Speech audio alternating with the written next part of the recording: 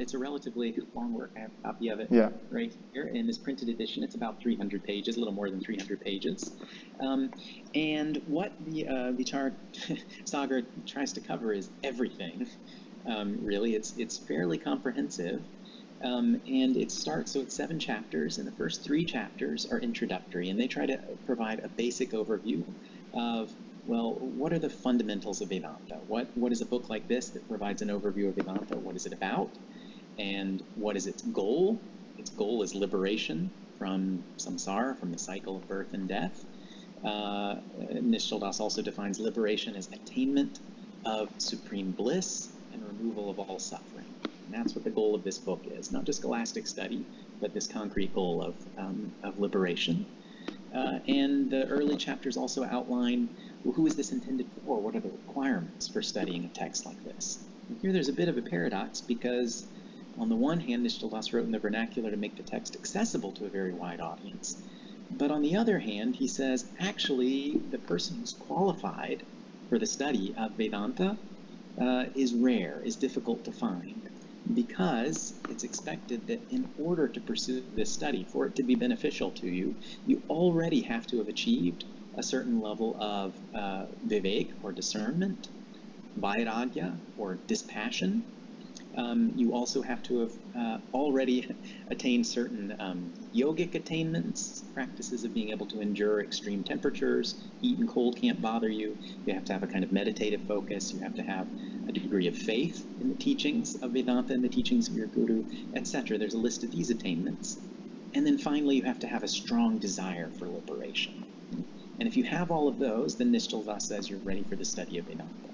So the first 3 chapters really give just an overview of the basic teachings, and then talk about the purpose of the text and the qualifications of the reader. And then chapter 3 is a short chapter that talks about the kind of teacher you need, because the ideal is that even though nowadays, right, we can pick up a book like this quite easily, that traditionally you would, of course, only study this with a teacher. You wouldn't just do a program of self-study on your own. So chapter 3 outlines the ideal teacher you should be looking for, and also the qualities a student should have. Then the meat of the text is really chapters 4 to 6. And this is one of the most original things about the Vicārsāgara. In texts of Advaita Vedanta, they're often written in dialogue form between a teacher and a disciple, and the disciple or the student will ask questions, and the teacher will answer. But what's innovative in Nishchal Das's text is there isn't just one student, there are in fact 3 students. And this allows Nishchal Das really creatively to organize all of those vast 1,000 years of teachings of Advaita Vedanta in different ways according to the needs of the student. So the idea is different students will process the teaching in different way, different students have different needs, and the sensitive teacher is one who doesn't have a one-size-fits-all approach, but is able to gauge what does the student need and is able to respond in a living way to the student.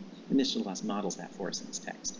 So the highest level of student, he gives very direct teachings, some rather difficult teachings about epistemology, how we know things.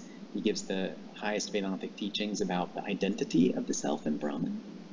But then when he gets to the next student, that student in chapter 5 is having some difficulty understanding, so the teacher changes tack and instead gives him not an intellectual path to follow, but a path of meditation.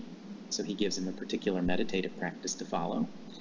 And then the third student is quite interesting. The third student is one who's quite interested in logic, maybe a little unhealthily obsessed with arguments.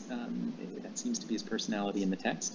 And the guru goes back to an intellectual approach, but tries even new teaching techniques with him. So we see that throughout chapter 6. And then chapter 7 is an interesting, almost like an encyclopedic kind of appendix, where at the very end, Nishchal Das tries to make sense of the bewildering variety of philosophical schools inherited through Sanskrit tradition. So there's not just Vedanta, but many, many other Sanskrit philosophical schools.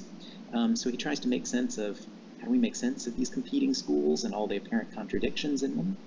And then he also raises the question of which god should be worshipped, right? Do we worship Vishnu? Do we worship Shiv? Do we worship Devi? Do we worship some other deity? And Nishchal Das gives not just a Vedantic, but also the Dadupanthi answer to that, saying, well, In fact, all of the deities are manifestations of one and the same supreme reality, but ultimately what you should worship is that supreme reality without form and not be caught up at the level of form. Mm-hmm. So it's fairly encyclopedic from the beginning to the end. Looks not only at the fundamental teachings metaphysically of Advaita Vedanta, it gives a very thorough overview of epistemology, a very sophisticated overview of how we know, what it means to know things. But it also gives concrete teachings on meditation. There are discussions of yoga. Then there's also this somewhat encyclopedic overview of all the different philosophical schools and how they relate to each other, and then all of the different devotional schools, different sects devoted to different deities and how we should understand those too. Quite comprehensive in its scope. It's quite an ambitious work.